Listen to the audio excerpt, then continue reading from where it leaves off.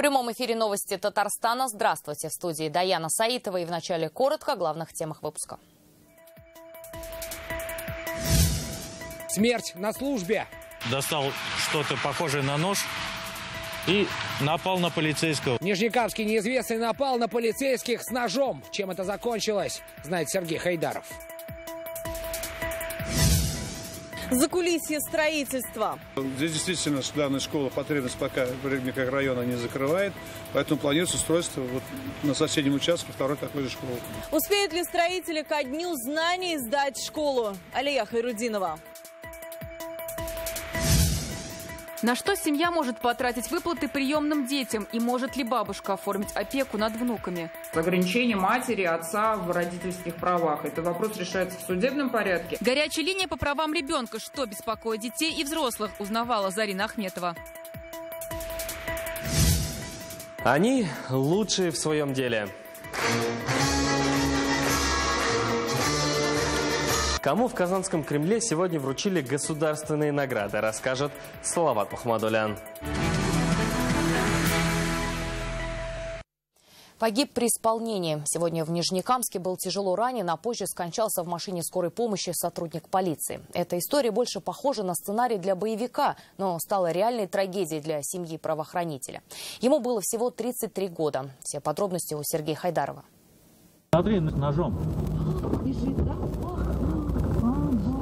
Момент нападения на полицейских попал сразу на несколько камер. Вот кадры с регистратора. Видно, как неизвестный мужчина бросается на правоохранителя и наносит удары ножом в шею. А это 3 минутами позже все тот же мужчина с тем же ножом бросается уже на другого полицейского. Добежать не успевает всего пару метров. Сотруднику полиции, поспешившему на помощь коллеге, пришлось стрелять на поражение. Все это прямо возле отделения УВД, на глазах десятков нижнекамцев. Видел, как мужчина бежит от УВД в сторону 36-го дома. За ним полицейский. В итоге он добежал буквально до остановки, разворачивается, достал что-то похожее на нож и напал на полицейского. Они здесь прямо на этой дороге, получается, почти на пешеходке. Он его завалил и начал тыкать. Нападавший погиб на месте, а раненого полицейского немедленно увезли на скорой. Несмотря на проведенные реанимационные мероприятия, раненый сотрудник от полученных травм скончался в машине скорой. Ему было всего 33 года. У него остались жена и 2 детей. На месте происшествия находится заместитель начальника полиции по оперативной работе Павел Серов. Работает следственно-оперативная группа. Устанавливается личность нападавшего и все обстоятельства произошедшего. Невысокого роста, худощавого телосложения, да и на вид совсем молодой. Всего около 19-20 лет. Именно так описывают нападавшего очевидцы этого происшествия. Как нам известно, Следственный комитет уже завел по данному факту уголовное дело. Начато расследование. И уже ближе к вечеру журналисты Нижнекамской телекомпании выяснили, нападавший 19-летний студент городского колледжа. Сергей Хайдаров, Вадим Струминский, Евгений Лызаев, Ренат Сафин, ТНВ, Нижнекамск. Прокуратура, Следственный комитет и исполком Казани начали проверку по факту обрушения снега на 2 человек в самом центре города. На улице Жуковского накануне вечером на мужчину и 2-летнего малыша упали навесы и снежная глыба. Мальчика из-под завалов вытащили очевидцы, а вот мужчину извлекать пришлось спасателям. Сейчас оба находятся в больнице. Мужчина в состоянии средней тяжести. Само здание находится на реконструкции. Дом Колодкин и объект культурного наследия. Собственника здания для дачи объяснений сегодня вызвали в прокуратуру. Надзорное ведомство выяснит все обстоятельства случившегося, а также способствовавшие этому причины и условия. Кроме того, будет дана правовая оценка действиям либо бездействию собственника здания и иных ответственных должностных лиц. Собственник здания встретиться с нами сегодня отказался. На наш запрос организация ответила письмом. От ответственности не уклоняемся. Безотлагательно нами были приняты меры для связи с родственниками пострадавших для оказания содействия в лечении. Мы сожалеем о случившемся и готовы оказать любую помощь пострадавшим.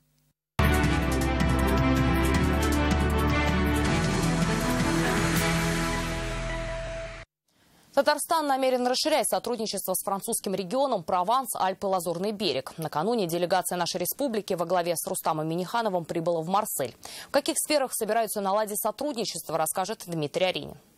Вначале несколько слов о Марселе. Это главный город региона Прованс, Альпы, Лазурный берег. Во Франции это третий по численности регион. Здесь живут около 5 миллионов человек. Основные занятия местных жителей – авиа- и судостроение, а также нефтехимия и нефтепереработка. Весомую долю в экономику привносят и порты. Их суммарный оборот грузоперевозок в год составляет свыше 100 миллионов тонн. Как Татарстану можно расширить сотрудничество с этой французской территорией, Рустам Минниханов обсудил с президентом регионального совета и первым заместителем мэра Марселя. Отметили, что направлений много. Это и бизнес, туризм, образование, наука, культура. Сейчас республика сотрудничает с многими иностранными компаниями, в том числе французскими. И бизнес этого региона тоже ждут в республике. И чтобы ничего не скрывать, скажу, я всегда восхищался Россией. Nous étions les seuls parlementaires à voter contre justement l'embargo. И мы были единственными, кто голосовали против эмбарго. Et nous souhaitons une très grande Europe, comme le général de Gaulle le souhaitait. И мы хотим очень большую Европу, как этого хотел генерал де Голль. Вы совершенно правы. Et vous avez tout à fait raison. Европа должна быть большая, дружная. Il faut que l'amitié règne partout. В любом доме Et comme dans n'importe quelle maison, bien sûr, il y a toujours des contradictions qui peuvent arriver, surgir, c'est normal, mais cela ne veut pas dire qu'il faut fermer la porte et après on n'en parle plus. Обо всем потенциале экономического сотрудничества говорили на бизнес-форуме Франция и Татарстан. Рустам Минниханов предложил открывать производство в нашей республике. Для этого у нас есть и технопарки, и особые экономические зоны. Многие зарубежные компании ими уже активно пользуются. Инвесторам в республике оказывают всяческое содействие. Хотелось бы расширить наши контакты на региональном уровне. Республика, ваш регион, город прекрасный, вот Марсель. В Марселе делегация Татарстана изучила работу местного технопарка. Он специализируется на авиатехнике и энергетике. Комплекс включает и лаборатории, где занимаются технологиями виртуальной реальности. Одной рукой. Une seule main, comme ça en fait. Одной рукой. Comme ça. Рукой, да. Вот вы кликаете. Comme ça. Voilà. Очень интересно. Итоги визита сотрудничества нужно расширять, как конкретно предстоит решить экспертам и бизнесу. Этому может поспособствовать и новый прямой авиарейс из Марселя в Москву, откуда Татарстана рукой подать. Дмитрий Аверинин, Марат Хусаинов, ТНВ, Марсель. Токари, учителя, артисты и юристы в одном зале. Сегодня в Казанском Кремле Фарид Мухаммедшин вручил госнаграды. 48 татарстанцев, и каждый из них стал лучшим в своем деле. Истории примеров для подражания расскажет Салават Мухаммадуллин. Кто за творчество, кто за доблестный труд, кто за заслуги перед Отечеством. Этим наградам и медалям искать своих героев не пришлось. Они оказались совсем рядом. Галина Тагирова выбрала совсем не женскую профессию электрогазосварщика и не ошиблась. В этой сфере она четверть века. Сегодня заслуженная медаль за доблестный труд. А куда без сварки? Без нее никуда. Когда деталь проходит рентген-контроль, вот тут уже полное удовлетворение, скажем так, то, что ты сварил без всяких. Это у нас татарский петух, да? Да, это татарский петух. То есть это даже и в русских сказках. В руках книга со своими работами, на груди знак заслуженного деятеля искусств. Это художник-график Ильдус Азимов. Профессионально начал рисовать еще в 15 лет по примеру отца. Мой успех – это любовь к своему делу. То есть все делаю на совесть, от души, не просто так. Это мне еще отец учил. Выходить на главную сцену и под аплодисменты ему не привыкать. Вилли Усманов сегодня получил звание народного артиста республики. Артист-вокалист в искусстве уже 27 лет. Каждый год у него больше 150 концертов. Я, конечно, постараюсь своим творчеством доказывать каждый год, что я достоин этого большого звания и благодарен судьбе. Та самая судьба сегодня собрала в одном зале токарей, артистов, учителей, ветеранов труда и руководителей предприятий. Один из них – Альфред Шагабуддинов. Его работу отметил президент страны. За правое дело заслуженным юристом республики становится Рустем Ахметов. Государственные награды сегодня получили 48 татарстанцев. Я искренне от души поздравляю всех тех, кто сегодня приглашен в Казанский Кремль для получения высоких наград страны, Российской Федерации и нашей республики. И государственные награды для них, конечно, не предел. Уже сегодня, сразу после награждения, они отправились на свои рабочие места, чтобы и дальше трудиться на благо республики и всей страны. Салават Ухмадуллин, Марат Зайдуллин, ТНВ, Казань. 25 тысяч квадратных метров и все для знаний. В Соловьиной роще готовят к сдаче новую школу, такую долгожданную. Ровно год назад жители микрорайона устраивали даже пикеты, требуя построить учебное заведение. Ведь на бумагах строительство школы было предусмотрено не раньше, чем через несколько лет. Когда прозвенит первый звонок? Алия Харудинова. Здесь расположено столовое помещение на 456 мест. Небольшая экскурсия по строящейся школе. Пока все в черновой отделке. На плане видно, будет ярко. Стоимость строительных работ – $1 миллиард рублей. 58% от общей суммы взял на себя федеральный центр. Она тематически разбита на 4 блока. Блок начальных классов, общественный, административный, спортивный.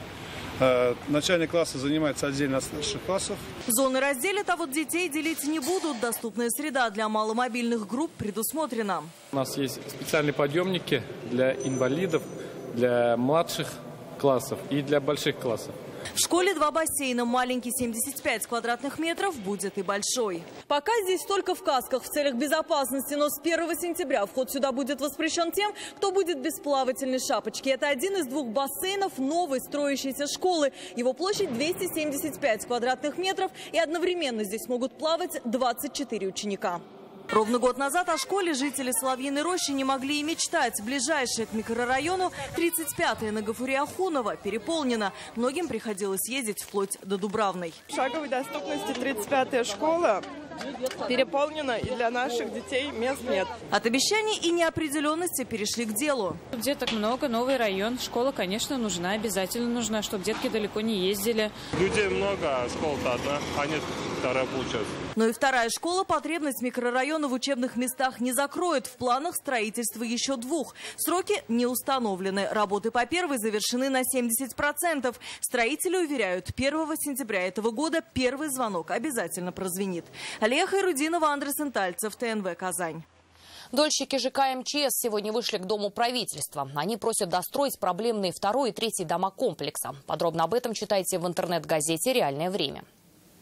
Дадут ли внуков под опеку, если родителям они не нужны? Можно ли расходовать на нужды семьи выплаты приемным детям? Почему ребенка не могут устроить в детский сад? Сегодня в аппарате уполномоченного по правам ребенка работала горячая линия. О самых острых вопросах Зарина Ахметова.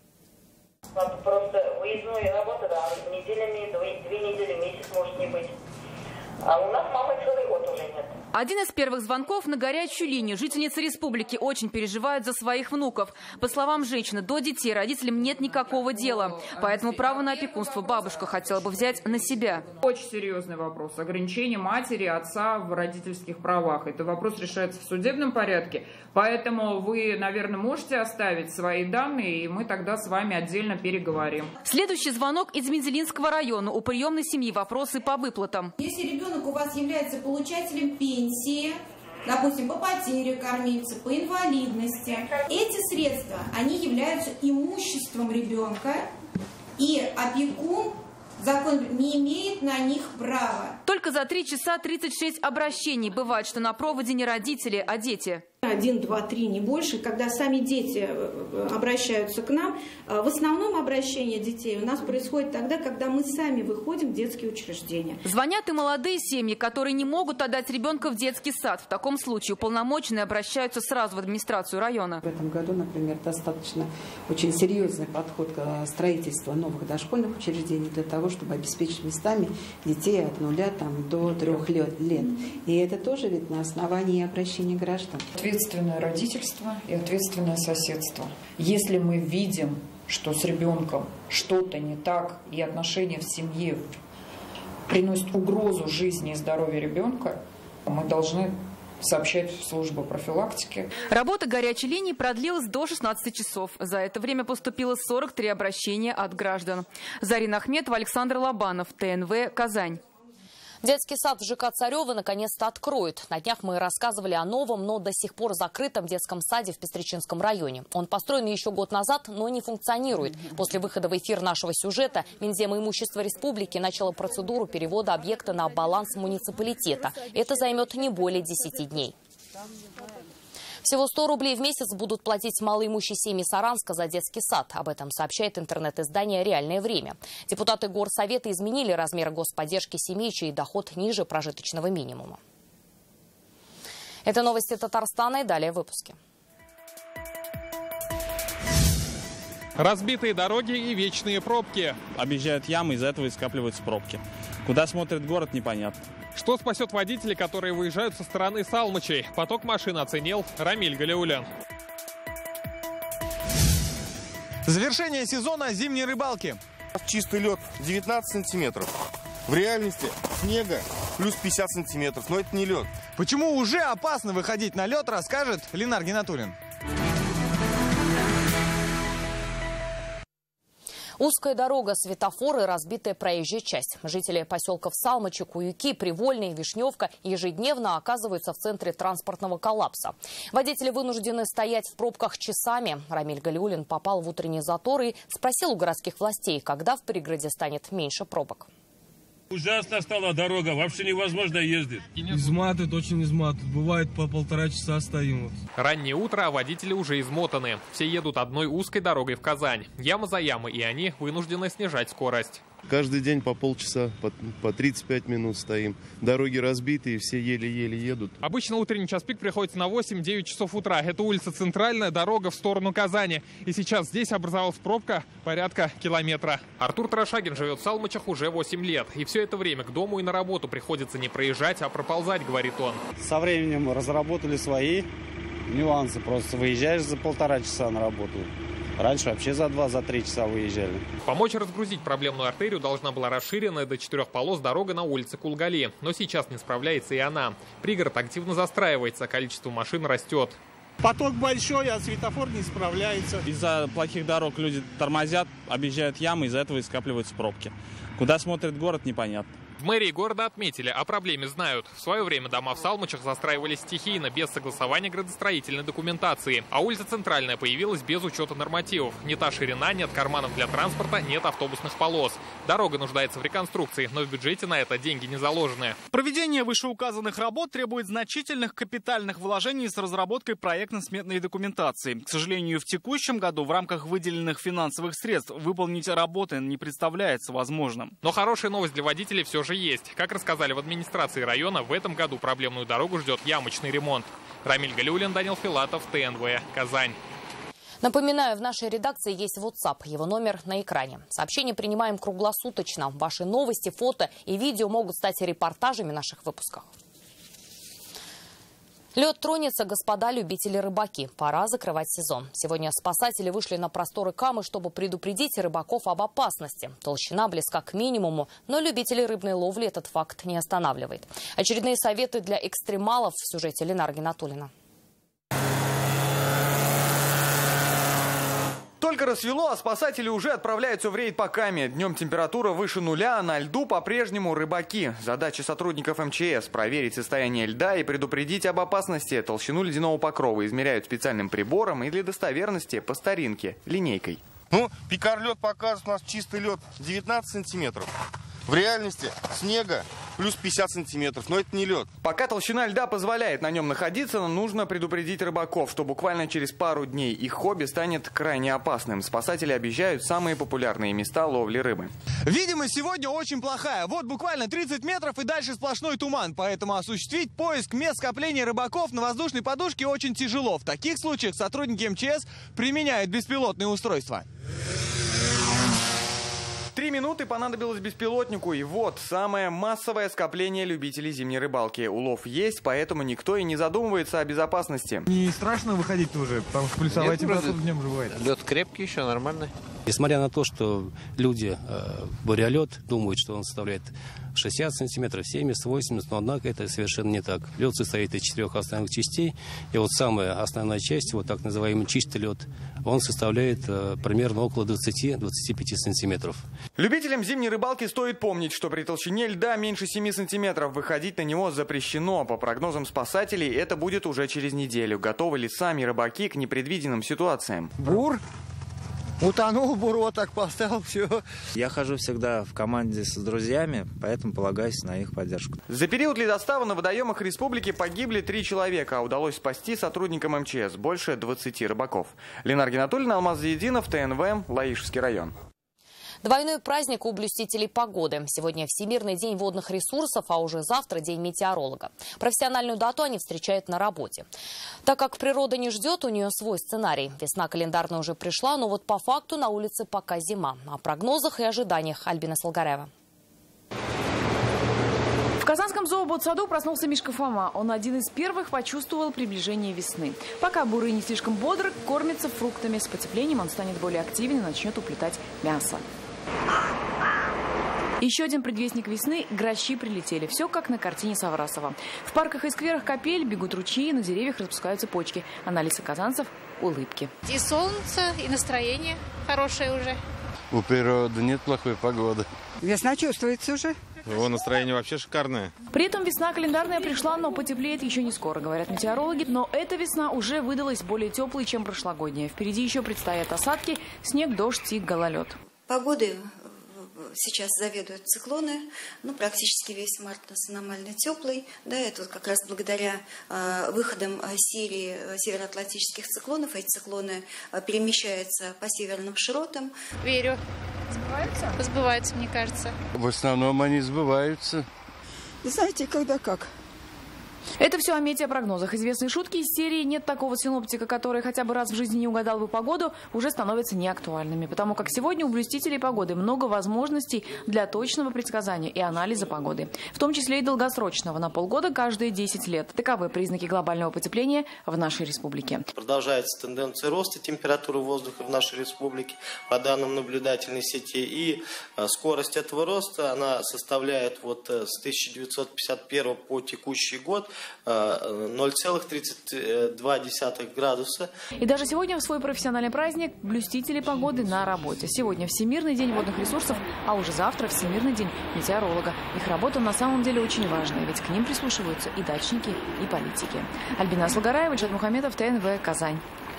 «Голос предков на холсте и маслом». В Казани открылась выставка художника Александра Шадрина. Спустя 10 лет после последней представленной им в городе экспозиции. В новой художник пишет вне религии и политики и большое внимание уделяет природе и духовности. Какой он голос предков глазами художника, посмотрел и Рамиль Шайтулин. Я ее прямо написал на выставке за 3 дня. Быстро, с чувством и на глазах тысяч людей. Именно так была написана эта сельская девушка. Вне времени и в дань уважения предкам. Как и все картины, что художник представил сегодня. Задача, которую решает Саша, задача классическая. Это живопись, цвет, эмоция, экспрессия. Все эти критерии, которые сейчас размыты на самом деле в современном мире. Слов нельзя подобрать, потому что это столько света, это столько цвета.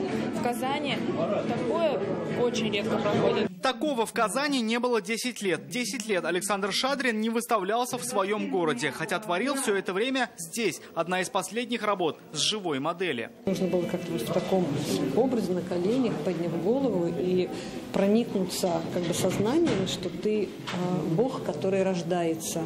То есть это же картина «Царевна-лебедь», она о создании мира, о рождении Вселенной. Глядя на них, сложно принять, что технически это масло и холст. Ведь стоит отойти на метр, видны и радуга, и солнце, и живые неподдельные эмоции. Просто так художник видит прошлое и настоящее, видит и воплощает это в жизнь. Для меня искусство – это проработка своего подсознания. То есть я через это познаю, скажем так, свои корни, свою человеческую суть.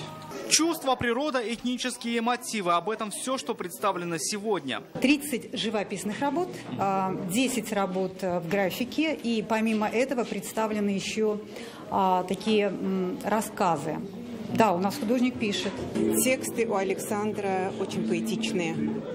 Вот я бы вот так сказала. И он пишет очень профессионально. Ценителей все это ждет больше месяца. Выставка продлится до конца апреля. Рамиль Шайдуллин, Ренат Сафин, ТНВ, Казань.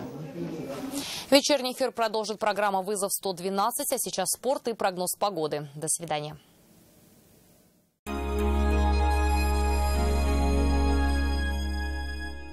В автоцентре «Марка» весеннее обострение. Автомобили Nissan отдаем без наценки. Заберите свой Nissan без переплат на Чуйкова 54Б. Звоните 4 пятерки 3 единицы. «Водяная». В кинотеатрах России с 14 марта.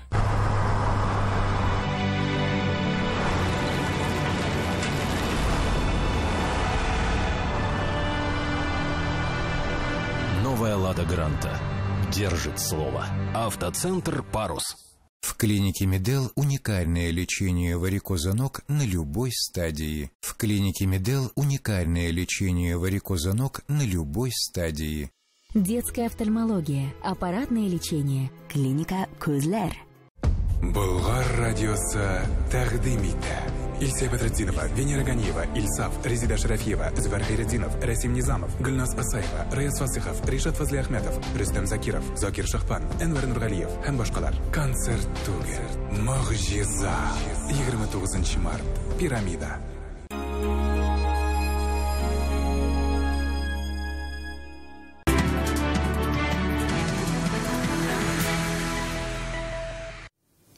Добрый вечер. Новости спорта на ТНВ, в студии Алмаз Гафиятов. Без главного тренера едва не сотворили сенсацию. Пока наставник «Динамо Казани» помогал нашей сборной завоевать золото универсиады, казанские хоккеисты остановились в шаге от следующего раунда плей-офф. Сегодня представители общества «Динамо» и клуб по хоккею с мячом подвели итоги сезона. Попадание в плей-офф для нашей команды уже расценивали как большой успех. Однако хоккеисты пошли еще дальше. В первой игре четвертьфинала казанцы обыграли основного фаворита на чемпионство – московское «Динамо». Впереди подготовка к новому чемпионату. Контракты некоторых игроков заканчиваются 31 марта, после чего и прояснится ближайшее будущее динамовского коллектива по хоккею с мячом. Здесь у нас в этом году интересный чемпионат получился. То есть мы, ребята, я смотрел по монитору нашу игру, когда играли с Хабаровском. Мы достойно выглядели. Очень достойно. Мне было, как тренеру, очень приятно. А лучшие представители настольного тенниса собрались в Сабинском районе. Там стартовал открытый лично-командный турнир, посвященный памяти заслуженного лесовода РСФСР Нургали Миниханова. В соревнованиях принимает участие около 250 спортсменов. В рамках мемориала пройдет турнир среди спортсменов сельских районов Татарстана и турнир сильнейших спортсменов России. Кроме этого, турнир по настольному теннису является квалификационным соревнованием для выполнения звания мастер спорта России, а также этапом отбора в сборной команды России и Татарстана. Отметим, что в стране таких всего 7 турниров. Это ежегодный турнир, очень значимый турнир, то есть он начинался 18 лет назад, это 18-й год он проходит. Вот. С каждым годом его статус все выше и выше, а сейчас, так как мы играем в таком новом суперспорткомплексе, то есть, естественно, как бы, это еще приятнее. А сборная России по футболу стартовала в отборочном цикле Евро-2020. В первой игре команда Станислава Черчесова проиграла Бельгии со счетом 3-1. Тем временем 3 игрока волейбольного «Зенита» вошли в состав сборной России по волейболу. Это связующий Александр Будько, диагональный Максим Михайлов и блокирующий Артем Вольвич. Всего же в список попали 36 волейболистов, представляющих российскую суперлигу. Возглавил национальную команду главный тренер кемеровского Кузбасса Томас Самельво. И это все новости спорта к данной минуте. Будьте здоровы и занимайтесь спортом. До свидания.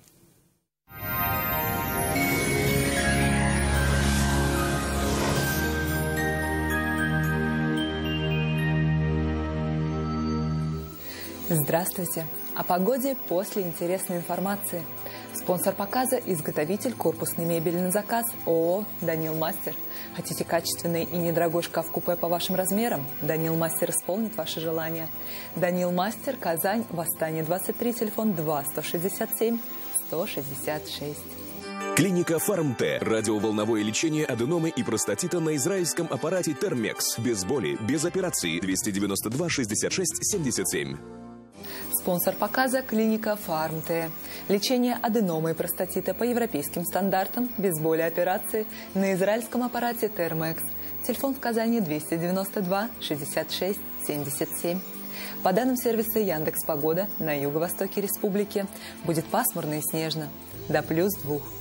На северо-востоке Татарстана +1 градус, возможен снег. На севере Татарстана будет облачно, велика вероятность осадков, +2. На северо-западе республики весь день будет идти снег, до +3. На юго-западе Татарстана также не обойдется без осадков, +1 градус. В центре Татарстана аналогично, снежно и пасмурно, +1, +2 градуса. Федеральная сеть медицинских центров «Доктор Рост». Лечение самых сложных заболеваний позвоночника и суставов без боли и хирургического вмешательства. За 10 лет в 10 городах России врачами клиники отменено более 10 тысяч операций. Хватит терпеть боль. Запишись в «Доктор Ост». Лечение позвоночника и суставов без боли и операций. Автоцентр «Луидор», Казань. Официальный дилер ГАЗ в Татарстане по продаже и обслуживанию автомобилей ГАЗ. Время покупать новый автомобиль с выгодой до 318 тысяч рублей. Только в автоцентре ГАЗ «Луидор». Телефон 8 800 2002 402.